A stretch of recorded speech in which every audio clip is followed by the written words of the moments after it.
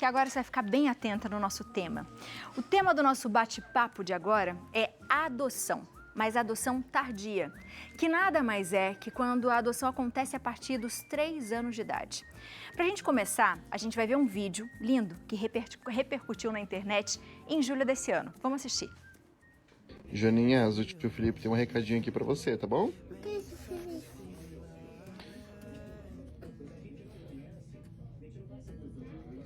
Você deixa, Felipe? Você não sabe ler? Segurei. Ó, aqui tá escrito sim e aqui tá escrito não. E aqui tá escrito, aceita ser meu filho?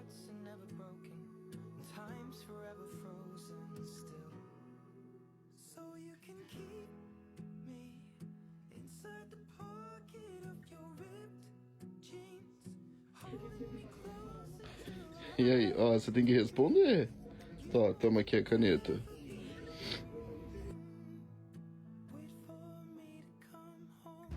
O que você marcou? Um sim? Você quer que eu seja seu papai? O que eu sou pra você agora, então?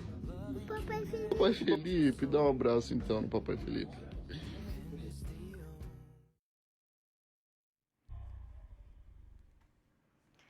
Que lindo, né? É um pedido do Felipe Valentim, de 32 anos, para que o Joninhas, uma criança de 4 anos, fosse seu filho. Quando a gente fala de adoção, a maioria das pessoas, inclusive os novos pais, esperam um bebê chegando em casa. Só que a realidade do sistema de adoção do Brasil é outra. Segundo dados atualizados em agosto desse ano, o Conselho Nacional de Justiça divulga que dentro das quase 4.500 crianças para adoção, aproximadamente 90% tem mais de 3 anos.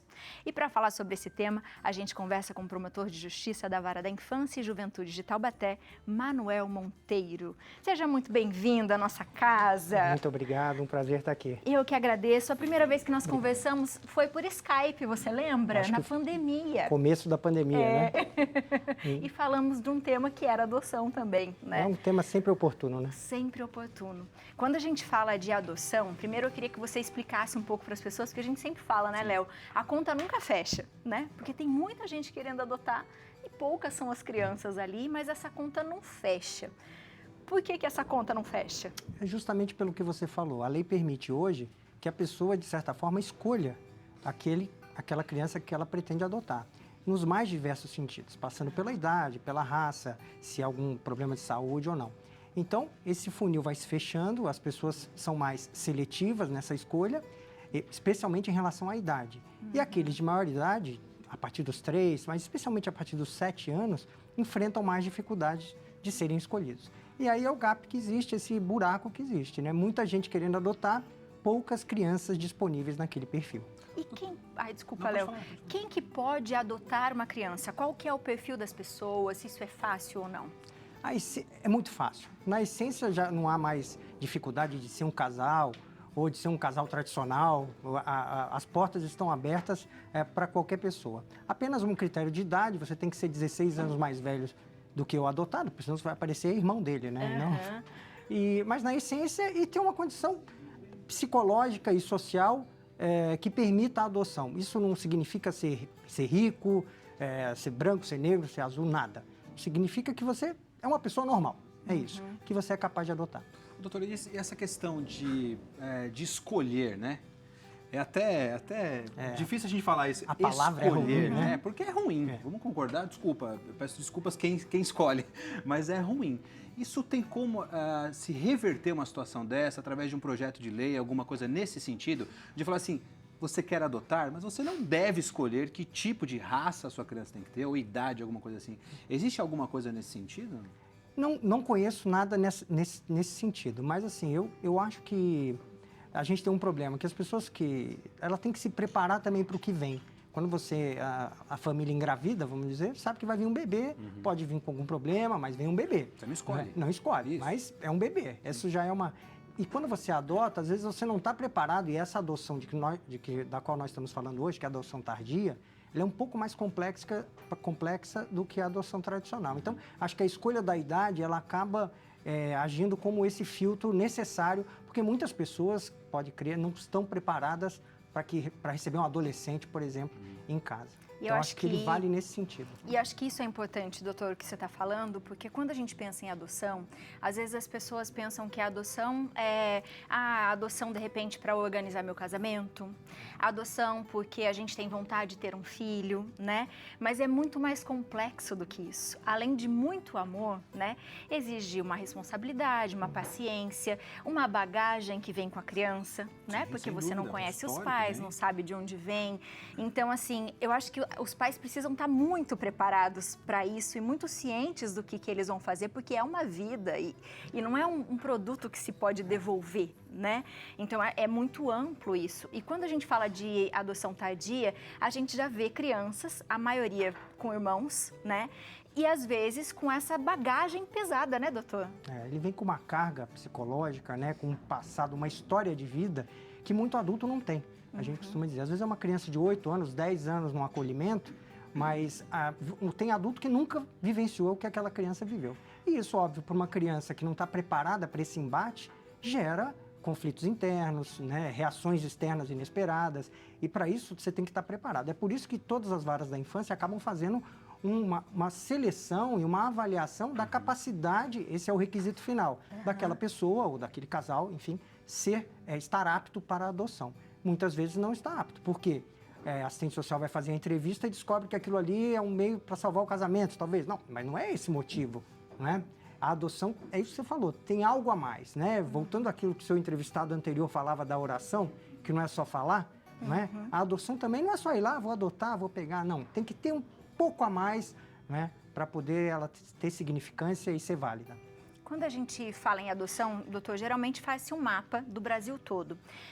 As pessoas que estão, por exemplo, naquela cidade, aquela região, que tem crianças para serem adotadas, é assim que geralmente elas são chamadas ou é uma pessoa, sei lá, do estado de São Paulo pode adotar uma criança de Manaus, por exemplo? A preferência, toda cidade tem um cadastro. Tem as crianças disponíveis e os pretendentes. Não é? Se não há um match, vamos usar uma palavra moderna, né? Você busca para o estado. Então, tem uma criança disponível, então vamos para o estado, para tentar achar um pretendente. Não achei nenhum pretendente daquele perfil, eu vou para o cadastro nacional. Não achei nenhum nesse perfil, eu vou para o internacional, que também é um internacional. Então, você vai começando da sua cidade e aí vai aumentando o espectro de abrangência na pesquisa. Então, se a pessoa quer começar neste momento, por exemplo, eu quero adotar uma criança, ela precisa começar por onde? Qual que é o primeiro passo? Ela se dirige, hoje em dia, entra no site do Tribunal de Justiça, estamos falando de qualquer estado, e se informa. Geralmente, você vai à Vara da Infância e Juventude, preenche um requerimento, junta a sua documentação e aguarda a visita da assistente social e da psicóloga, né? Vão marcar uma entrevista e vão fazer essa avaliação. Tanto o promotor quanto o juiz avaliam esse pedido e, se for deferido, você entra na fila, né, de acordo com as suas preferências. Quando a gente fala da adoção tardia, doutor, geralmente é o que a gente falou dos irmãos.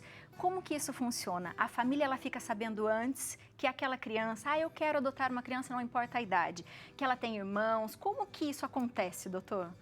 Quando há disponibilidade de uma criança ou de um adolescente para adoção, o setor técnico, assistente social do fórum, acaba olhando quem se encaixa para dar esse match. E aí, dá uma telefonada, né? Faz um contato prévio, olha, eu nunca presenciei, mas eu imagino que seja assim, né? Ninguém chega e já dá uma notícia dessa. Tem uma possibilidade, como é que está a sua vida? Muitos falam, eu estou me separando, eu tive um falecimento na família, não é o momento para mim. Então, ela já procura saber se há disposição. Se há disposição, ela fala, olha, é assim, assado, é um grupo de irmãos, você tem disponibilidade para ir lá ver?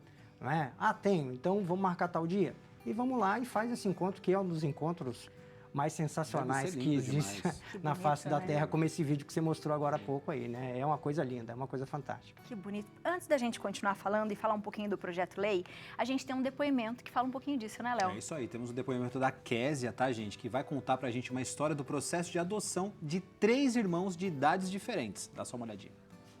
Boa tarde, meu nome é Késia, eu tenho 33 anos, sou casada com o Thiago e me tornei mãe há 3 anos. Após um diagnóstico de esterilidade, os meus filhos nasceram com 4, 6 e 8 anos através de uma adoção tardia. A adoção no Brasil é rodeada por preconceitos e mitos, e nós os vencemos através da busca de informação.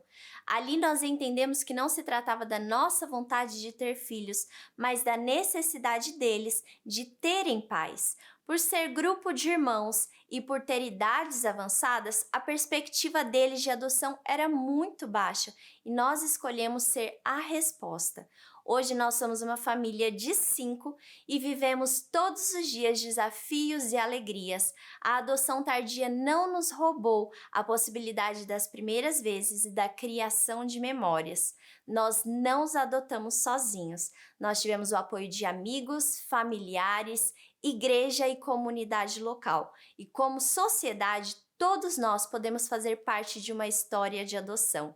Nós escolhemos amar os nossos filhos da mesma maneira como Deus nos amou e nos tornou filhos dele. Que bonito Muito e legal, que hein? consciência, né? Muito, muito legal. E é uma Nossa. verdade isso. É. E entra um lado muito importante que às vezes a gente esquece. A gente fala muito do adotante, do adotante, do adotante, mas a principal personagem é a criança ou o adolescente. Se esse não quiser, essa adoção não sai. Pode ser o melhor adotante do universo, tal, mas tem que ter. E não é só questão de. É uma questão de liga. Tem que ter essa liga. E é isso que a assistente social e a psicóloga verificam, né? Se aquela criança ou aquele adolescente, de fato, deposita naquele pretendente a figura do pai ou da mãe, né? É isso que você está falando, porque o importante é a criança, Exatamente. não são os pais, né, Ali? Isso é Exatamente. fundamental. E se ele falar assim, não quero, não me sentir seguro, alguma coisa, Não essa vai. adoção não Não fica. acontece.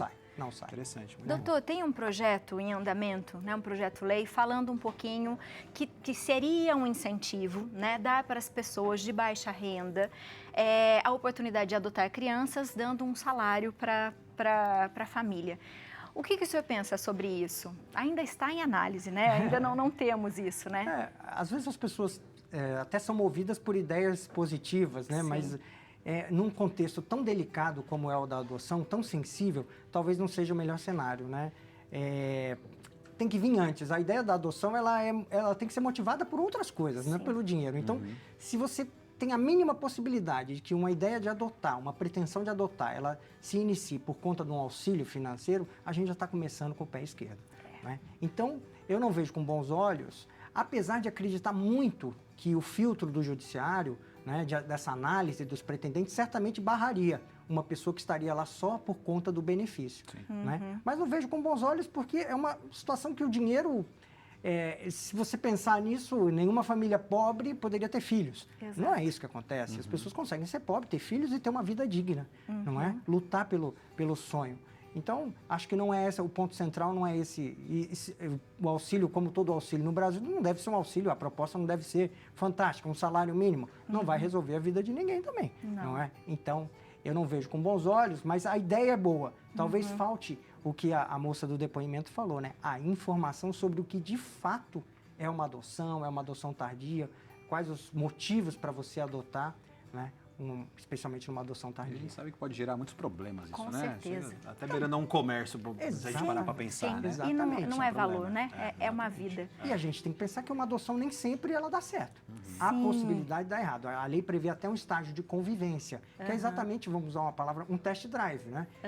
A criança ou adolescente vai para sua casa, fica algum tempo antes da adoção, para ver se de fato aquela liga que se formou no começo, ela é uma liga perene, é uma liga firme, ela vai ser consolidada, né? Então, como é que a gente, né, esse negócio do eu vou lá por causa do benefício, mas gera muito problema, não é? E além disso, doutor, se a criança, né, não deu certo ou se os pais tiveram algum problema, a criança volta para um abrigo também, né? O que também não é muito interessante, mas enfim, pode acontecer, melhor do que você ter uma vida toda fadada e estar num lugar que você não quer.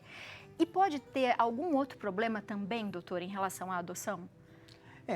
Invariavelmente, a gente advoga a seguinte tese. Quando eu tenho um filho, por mais problemático que ele é meu filho, ele vai ser meu filho.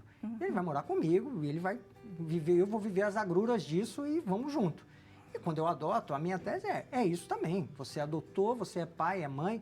Eu nem falo, eu não admito isso. Não, porque eu sou pai adotivo. Não. Você é pai, você é mãe. Essas expressões, elas não existem para quem adotou. Não é? Então, eu sempre advogo a tese. Não existe devolução.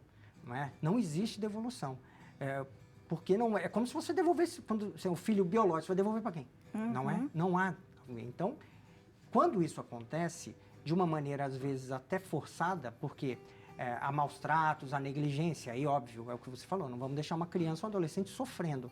A gente busca até uma indenização a favor da criança contra esses pais que acabaram, pais adotivos, mas que acabaram por gerar um prejuízo psicológico sério àquela criança ou adolescente. E os tribunais, os juízes têm dado decisões favoráveis a respeito disso.